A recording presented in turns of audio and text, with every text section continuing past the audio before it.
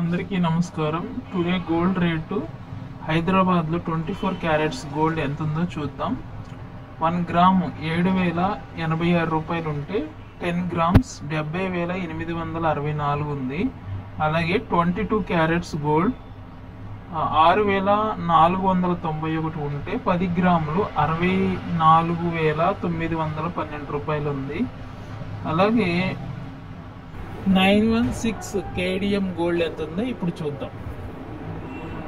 916 KDM gold ఎంత ఉందో చూద్దాం. మనం 43,992 రూపాయలు ఉంది ఫర్ 8 గ్రామ్స్ అనమాట. 8 గ్రామ్స్ వచ్చి 916 కేడిఎం గోల్డ్ 43,992 రూపాయలు ఉందన్నమాట.